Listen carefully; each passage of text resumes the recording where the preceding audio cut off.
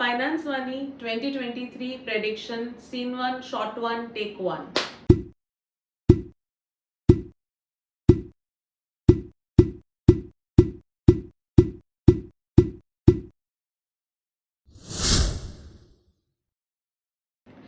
नमस्कार दोस्तों, फाइनेंस वानी के वीकली एपिसोड्स में तो आप मेरे साथ जुड़ते ही हैं, लेकिन आज का एपिसोड बहुत ही खास है क्योंकि आज हम बात करने वाले हैं कि 2023 ये पूरा साल स्टॉक मार्केट या बिजनेस के हिसाब से कैसा जाने वाला है।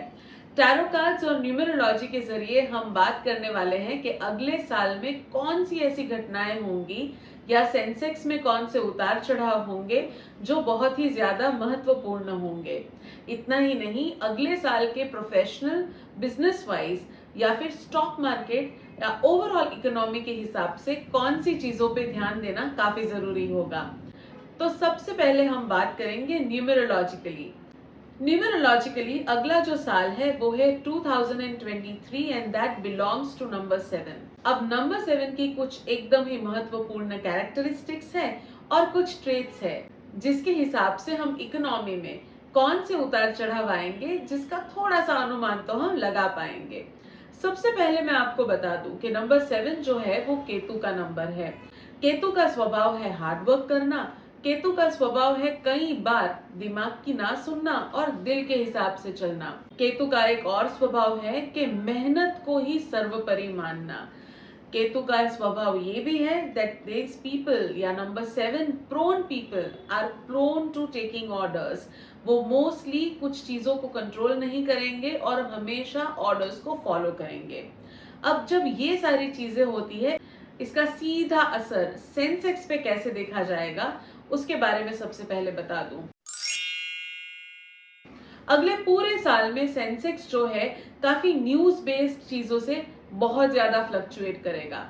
बहुत स्ट्रॉन्ग पिलर्स होने के बावजूद भी सेंसेक्स को कैलकुलेटेड रिस्क के हिसाब से खेलना थोड़ा मुश्किल हो जाएगा। इतना ही नहीं, कुछ सेक्टर्स है जिसमें नंबर 7 का महत्व इतना बढ़ जाता है कि आपको उन सेक्टर्स में भारी उछाल देखने को मिलेगा और कुछ ऐसे सेक्टर्स है जिसपे नंबर 7 का विपरीत असर पड़ता है जिसकी वजह से वो कितनी भी मेहनत कर ले थोड़ा सा पीछे रह जाएंगे। तो सबसे पहले बात करेंगे हम लोग स्टॉक मार्केट के बारे में। अगले साल सेंसेक्स की न्यूमरोलॉजी के हिसाब से परफॉर्मेंस कैसी रहेगी। तो first half of the year will not be so lucrative but the second half can really bug up. यानी सेकेंड हाफ में सेंसेक्स में काफी ऐसी चीजें जानने को या देखने को मिल सकती है जो उसको आगे लेके जाए।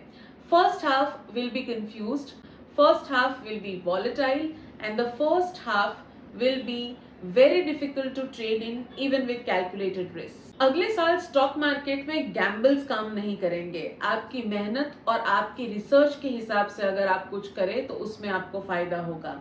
लॉन्ग टर्म इन्वेस्टर्स के लिए अगला साल थोड़ा सा प्रॉफिटेबल हो सकता है क्योंकि सेकेंड हाफ ऑफ 2023 में लॉन्ग टर्म इन्वेस्टर्स को उनकी इन्वेस्टेड वैल्यू पे काफी अच्छे प्रॉफिट्स मिल सकते हैं। जब मैं लॉन्ग टर्म इन्वेस्टर्स की बात कर रही हूँ तो मैं उनकी बात कर रही हूँ जिन्होंने 2014 या उससे पहले इन्वेस्ट किया है। उसके बाद के निवेशकों को शायद उतने एग्जिट पॉइंट्स ना मिले या फिर शायद वो खुद ही सेल आउट ना करना चाहे। Financial markets will be close to crash down or may see some downfall in the next year।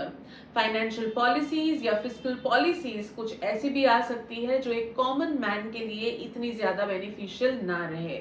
अगर हम टैक्स स्ट्रक्चर को देखने जाए तो अगले साल में कुछ गुड न्यूज आने की संभावनाएं कम है, बैड न्यूज आने की संभावनाएं ज्यादा है, but they will be controlled. अब जैसे कि मैंने आपको बता दिया कि 2023 एक ऐसा साल है जो मेहनत पे ज्यादा जोर देगा, स्मार्ट वर्क पे नहीं। तो ऐसी कौन सी इंडस्ट्रीज है जो मेहनत से चलती है, सबसे ज्यादा उसमें बल यूज होता है, तो वो सारी इंडस्ट्रीज काफी अच्छा करेगी। Mining, heavy industries, oil industries, anything to do with agricultural produce, anything to do with even luxury items, यानी ऐसी इंडस्ट्रीज जो मैन्युफैक्चरिंग ऑफ लग्जरी आइटम्स में है वो काफी अच्छे से परफॉर्म कर सकती है। याद रखिएगा कि अगले साल अगर आप ट्रेड कर रहे हैं, शॉर्ट टर्म ट्रेड कर रहे हैं, तो ऐसी ही इंडस्ट्री में कीजिएगा जिसमें मेहनत सर्वोपरि है। जो अदर इंडस्ट्रीज है, जैसे हमने बात की बैंक्स हो गई, फाइनेंशियल इंस्टीट्यूशंस हो गए, इन सारी इंडस्ट्रीज जहाँ पे ज्यादातर काम दिमाग से किया जाता है, वो इंडस्ट्रीज अगले साल आउट परफॉर्म नहीं करेगी. They will be a little low as compare to the industries that involve a lot of hard work. इस मामले में रियल एस्टेट को हम कैसे भूल जाए. रियल एस्टेट अगले साल थोड़ी सी ऊंचाइयां छुएगा, लेकिन याद रखिएगा अगले साल द एंटायर ऑब्जेक्टिव या entire focus will be more on affordable homes, affordable offices and affordable real estate. Luxury homes, luxury offices में उतना ज्यादा हमको उछाल या बिजनेस देखने को नहीं मिलेगा. अगला जो पूरा साल है इकोनॉमिकली एक ऐसा साल है जहां पे बेस्ट एम्प्लॉयर्स विल फ्लरिश. यानी अगर आप अपने एम्प्लॉयज का ध्यान रखते हैं तो आप बहुत ज्यादा फ्लरिश करेंगे. अगर आप अपने एम्प्लॉयज को एक्सप्लॉइट करते हैं तो वैसी industries will see a major downfall in terms of their stock prices and in terms of some negative news in the market. One another industry that may suffer a bit next year is the airlines industry and the tourism industry. ये दोनों industry अगले साल थोड़ा सा back foot पे काम करती हुई नजर आएगी और इन दोनों इंडस्ट्रीज में हमें ज्यादातर उछाल देखने को नहीं मिलेगा. ये जो सेक्टर्स है इसमें काफी stagnancy to a point of some losses is also foreseen. तो दोस्तों ये था न्यूमरोलॉजी के हिसाब से अगला साल कैसा जाएगा इन terms of stock market and in terms of economy. अब हम चलते हैं टैरो कार्ड्स की तरफ. देख लेते हैं कि अगले साल financial markets, stock market and overall economy कैसे परफॉर्म करेगी. सबसे पहले हम बात करेंगे स्टॉक मार्केट की. इसको हम डिवाइड कर लेते हैं 4 क्वार्टर्स में. देखते हैं पहला क्वार्टर क्या लेके आएगा, उसके बाद दूसरा एंड देन सो ऑन. सो अगर हम स्टॉक मार्केट की बात करें तो first quarter is all about putting in a lot of money in the stock market. यानी जो first quarter of the year है वहां पे बहुत ज्यादा बाइंग हो सकती है और इसी वजह से मार्केट थोड़े से ऊपर की तरफ जाते हुए नजर आएंगे. मार्केट्स के लिए काफी डिफिकल्ट हो जाएगा इस पोजीशन को होल्ड बैक करना, इसलिए मल्टीपल ऐसे सिचुएशंस आएंगे जब मार्केट क्रैश डाउन की तरफ भी जाते हुए नजर आ रहे हैं. Second quarter of the year is more like stagnancy, less volatility, but less of crash as well. तो second quarter of next year में सेंसेक्स स्टेबल दिखेगा, गिरता हुआ दिखेगा, लेकिन वापस चढ़ता हुआ भी दिख रहा है. No major reds, no major greens, but more of stability and less volatility in the second quarter of next year. Third quarter of next year में मैं देख रही हूँ that the markets are really going to struggle to come up और वो struggle रंग भी लाएगी. The third quarter of next year is going to be a time period where markets will really work hard. काफी सारी चीजें होंगी जिससे मार्केट रिकवर होंगे, जिससे ग्रीन्स में जाने की कोशिश करेंगे, लेकिन उस ग्रीन्स को मेंटेन करने में स्ट्रगल करते हुए भी नजर आ रहे हैं. The last quarter of next year is more judgemental और इसीलिए लास्ट क्वार्टर में काफी सारी चीजें अगर मार्केट में गलत हुई है तो वो करेक्ट हो जाएगी और मार्केट ओवरऑल एक अपर ट्रेंड की तरफ आता हुआ नजर आएगा. इस पूरे साल में यानी अगले पूरे साल में there will be times where market is going to really break records in terms of positivity. Downward records में ब्रेक होते हुए नहीं देख रही हूँ, लेकिन जब मार्केट ऊपर की तरफ जाएगा which is most probably in the second half, the markets are going to break some records next year. चलिए अब बात कर लेते हैं बैंक निफ्टी के बारे में. Bank Nifty and the financial market, वो लोग कैसे परफॉर्म करेंगे अगले हफ्ते. The start of the year starts with a bang. The financial markets are really going to do well and they are going to maintain that well-being in the first quarter to a great extent. जो पैसा market में आ रहा है उस वजह से the banking and the financial sector are really going to flourish. Second quarter of next year is going to be a period where the financial markets or the bank nifty are going to control the market. यानी market में जो भी चीजें हो रही है वो ये एक सेक्टर से काफी हद तक होती हुई नजर आएगी. The good news is that कि ये जो पॉइंट है, स्टेबिलिटी का पॉइंट है, उसको मेंटेन करने में बैंक निफ्टी या the banking sector is really going to help. The third quarter of next year is all about more money and more finances, and that means more strength to the bank nifty or the financial market. Fourth quarter will see a drop down, यानी fourth quarter में banking sector या bank Nifty थोड़ा सा लुढ़कता हुआ नजर आ रहा है, जिसमें हम कुछ नहीं कर पाएंगे, because there will be traders, there will be investors who are going to book major profits towards the last quarter of next year. अगर ओवरऑल हम लोग बैंक निफ्टी की बात करें तो अगला साल अच्छा रहेगा, अगला साल काफी स्टेबल रहेगा, और अगले साल में bank Nifty is going to really support the overall stock market. अब बात करते हैं कि ग्लोबल मार्केट्स की असर अगले साल कैसी रहेगी। अगले साल ग्लोबल मार्केट्स एशियन या इंडियन मार्केट्स को ज्यादा हेल्प करते हुए नजर नहीं आ रहे हैं।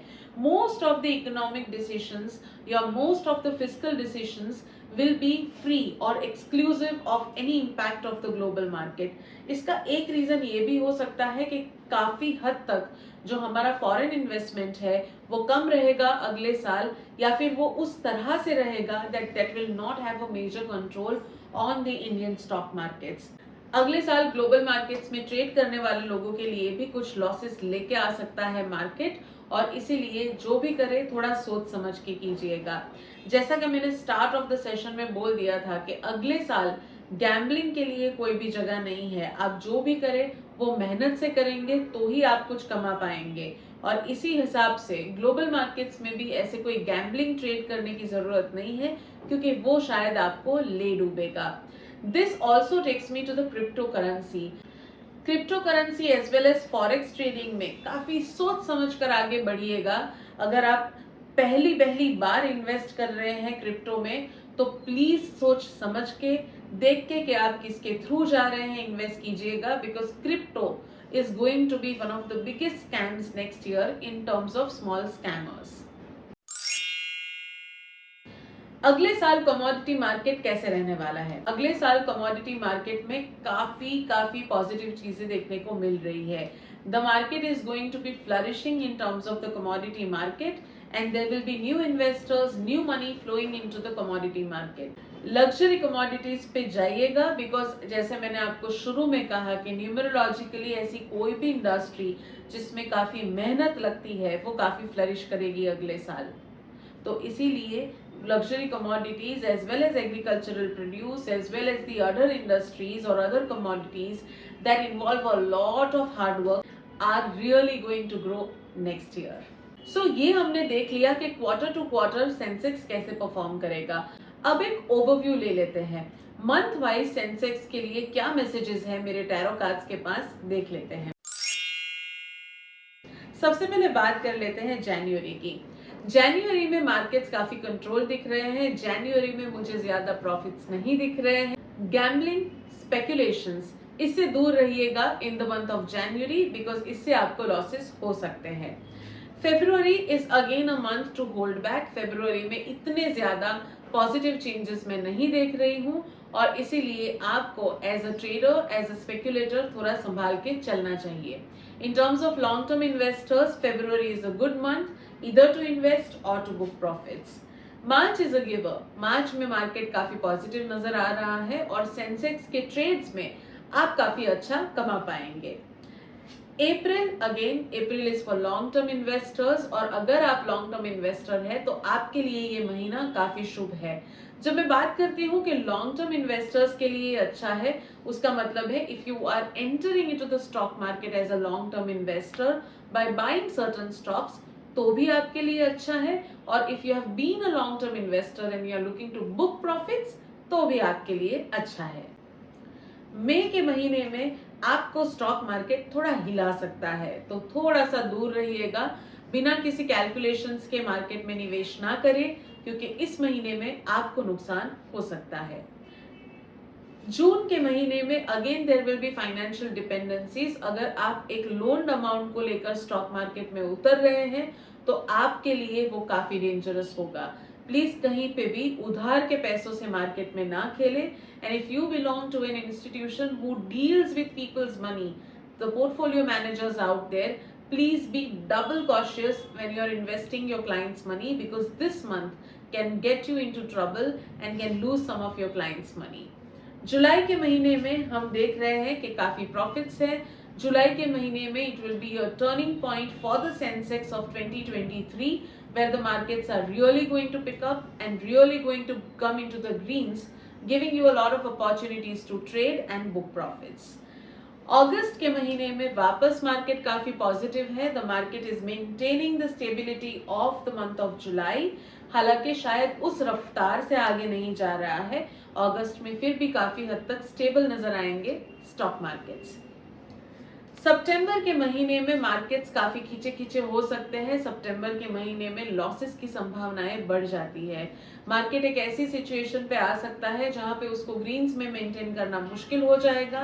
And we will see a lot of days where on an average the market is really going down into the Reds.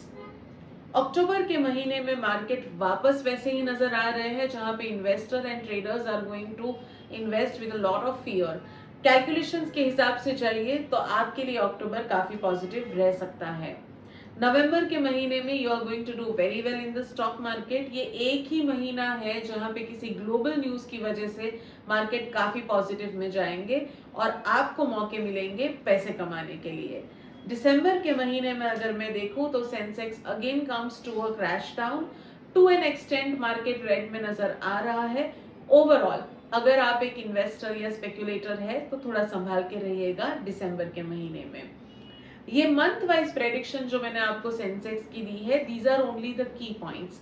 When I say कि मार्केट ऊपर की तरफ नजर आएंगे, that means most of the days the market will be in the greens or most of the days you will get the opportunities to earn from the stock market. When I say that the markets are not in the greens and they are coming down, crashing down, most of the days the scenario would be that the markets would play towards the red. Finance वानी के हर एक episode में मैं आपको बताती हूँ कि कौन से नंबर वालों के लिए कौन सा वीक कैसा और कितना अच्छा रहेगा. अगला साल 2023 ऐसे 3 नंबर्स हैं जिनके लिए काफी पॉजिटिव रहने वाला है. Number 2s, number 4s and number 7. अगर आप इन तीनों में से किसी भी एक नंबर की कैटेगरी में फॉल करते हैं तो आपके लिए अगला साल बहुत पैसा लेके आ रहा है इन टर्म्स ऑफ स्टॉक मार्केट. आपकी डेट ऑफ बर्थ को ब्रेक डाउन करके जो एक सिंगल डिजिट आता है वो नंबर अगर नंबर 2, नंबर 4 और नंबर 7 है, then you will do very well.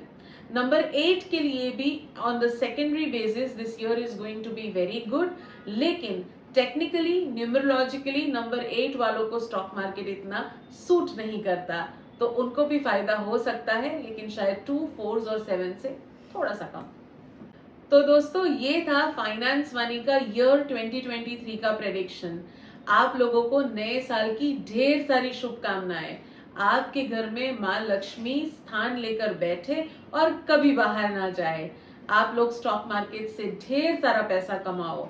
Life में अच्छी अच्छी चीजों को एंजॉय करो. आपकी लाइफ में भरपूर लग्जरी आए और आप जितनी भी मेहनत करो उसका आपको सुफल तुरंत और बहुत ज्यादा मिले. इसी के साथ मैं अमी शिवराम आपसे विदा लेती हूँ. नमस्कार.